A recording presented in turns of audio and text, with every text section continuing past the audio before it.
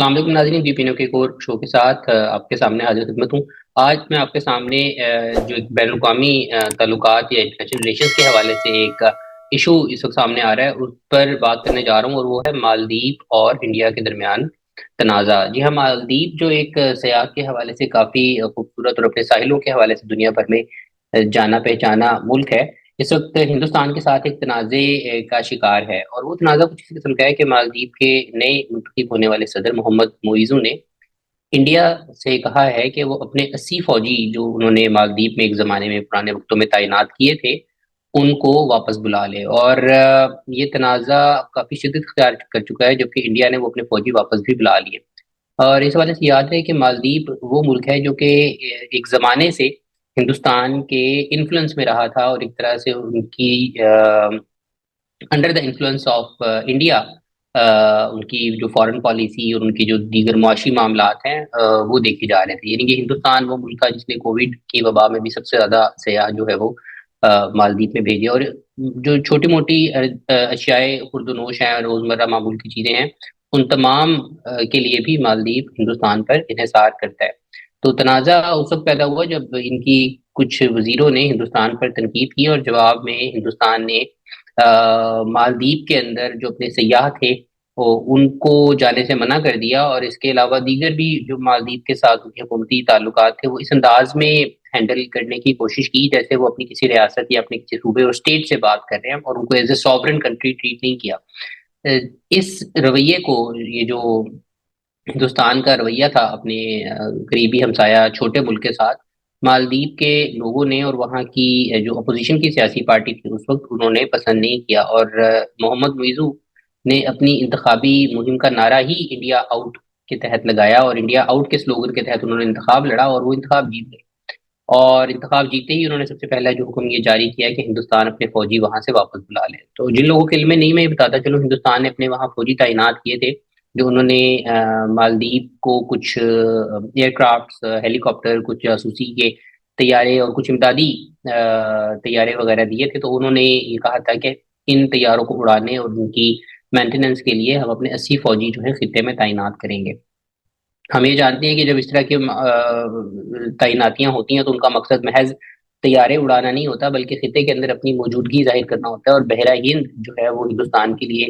Indian ocean بہت اہمیت کا حامل ہے، اور وہاں پر ان کی جو ہندوستان کی فوج کی جو پوزیشننگ تھی وہ کافی اسٹریٹجک نوعیت کی تھی۔ اچھا،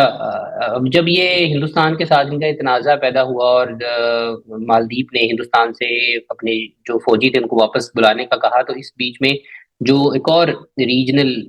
پلیئر، بلکہ انٹرنیشنل پلیئر اب تو کہا جائے گا اس کو، چائنا نے اپنا کردار ادا کیا، اور ہندوستان کے ساتھ جو ان کی ایک ٹسل چل رہی تھی مالدیپ کی، اس کا فائدہ اٹھاتے ہوئے انہوں نے مالدیپ کی طرف اپنے تعاون کا ہاتھ بڑھا دیا۔ اور چائنا، یقیناً طور پہ ہم دیکھ رہے ہیں کہ جیسے اگر امریکہ ہندوستان کو ریجن میں ایک اپنے نمائندے کے طور پر پروموٹ کر رہا ہے، سپورٹ کر رہا ہے، تو وہاں پر چائنا اپنی پوری کوشش کر رہا ہے کہ وہ اس کے انفلوئنس کو روکے، اور چائنا نے فوری طور پہ تعاون کا ہاتھ بڑھایا، ان کے ساتھ اپنے دفاعی معاہدے کیے، جو کہ تاریخ میں مالدیپ کی پہلی دفعہ ایسا ہوا ہے کہ کسی ملک کے ساتھ انہوں نے دفاعی معاہدہ کیا ہو، اور وہ چائنا ہے۔ آ، اسی طرح چائنیز سیاح جو تھے ان سے درخواست کی مالدیپ کے صدر نے کہ وہ زیادہ تعداد میں مالدیپ آئیں، کیونکہ مالدیپ کی جو معیشت ہے اس کا تمام تر انحصار سیاحت پر ہے۔ اچھا، یہاں پر کچھ چیزیں اور بھی مد نظر رکھنے کی ہیں کہ یہ صرف معاملہ مالدیپ کے ساتھ نہیں ہے، بلکہ انڈیا کے جو دیگر ہمسائے ہیں وہ بھی انڈیا کا جو ایک رویہ ہے اپنے کمزور ہمسائے کے ساتھ یا چھوٹے ممالک کے ساتھ ایک سخت رویہ ہے، اور ان کو ایک اپنی بات گزار ریاست کے طور پہ ٹریٹ کرنے کا جو ایک ایٹیٹیوڈ ہے ہندوستان کا، بڑا مغرور قسم کا، تو وہ چھوٹے ممالک اس کو پسند نہیں کرتے۔ چاہے ابھی تک انہوں نے ہندوستان کو آنکھیں نہیں دکھائیں، لیکن ان کی حکومتوں اور عوام اس حوالے سے مایوسی اور بے چینی ضرور پائی جاتی ہے، ہندوستان کے رویے کو لے کر بڑے منفی جذبات ہیں۔ اس کی ایک اور مثال میں آپ کے سامنے رکھنا چاہتا ہوں، وہ ہے بنگلہ دیش۔ بنگلہ دیش کے اندر جو گورنمنٹ موجود ہے حسینہ واجد کی، وہ گزشتہ ایک دہائی سے زیادہ عرصے سے وہاں موجود ہے، اور وہ مکمل طور پر ہندوستان کے انفلوئنس میں ہے، یعنی کہ ان کی جو سیکیورٹی تک ہے وہ بھی وہی پرووائڈ کرتے ہیں، ان کی نصابی کتب بھی ہندوستان سے پرنٹ ہو کر آتی ہے، اور اسی طرح دیگر معاملات میں مکمل طور پر ہندوستان پر انحصار کرتے ہیں۔ تو وہاں پر بھی ایک بے چینی پائی جاتی ہے، باوجود اس کے کہ جو حسینہ گورنمنٹ ہے وہ پرو ہندوستان ہے، اس کے باوجود وہاں پر ایک عدم اطمینان کی کیفیت ہے ہندوستان کے رویے کے خلاف۔ اور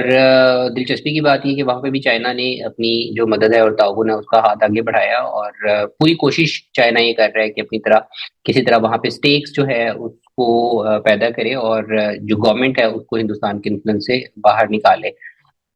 اسی طرح شری لنکا کی مثال ہمارے سامنے ہے کہ شری لنکا بھی اور نیپال بھی یہ وہ ممالک ہیں جو کہ ہندوستان پر بہت زیادہ انحصار کرتے ہیں، اور ہندوستان کا رویہ ان ممالک کے ساتھ بھی ایسا ہی ہے کہ جیسے اپنی کسی ریاست یا صوبے کو ڈیل کر رہے ہو۔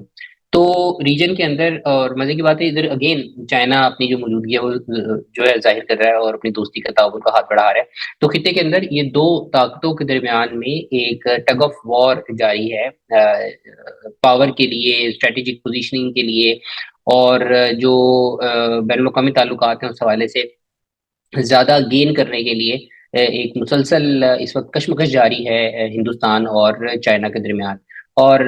اپیرنٹلی معلوم یہ ہو رہا ہے کہ ہندوستان آہستہ آہستہ اپنا گراؤنڈ لوز کر رہا ہے، یعنی کہ وہ ہندوستان کے ممالک جو ایک زمانے میں ان کے بہت حلیف اور دوست تھے، اور جہاں پر ہندوستان کے مخالف بات تو درکنار تنقید بھی برداشت نہیں کی جاتی تھی، اب وہاں پر نہ صرف ہندوستان پر تنقید کی جا رہی ہے بلکہ ہندوستان مخالف اپوزیشن پارٹی جو ہیں وہ اقتدار میں آ رہی ہیں۔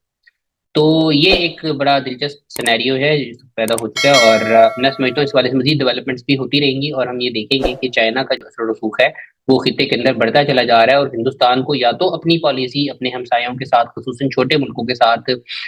بدلنا ہوگی، یا پھر اس طرح کے مزید انڈیا آؤٹ جیسے سلوگنز اور مہم کے لیے تیار رہنا ہوگا۔ تو آج کے لیے بس اتنا ہی، ضرور بتائیے گا کیسا لگا۔ اللہ نے کے بعد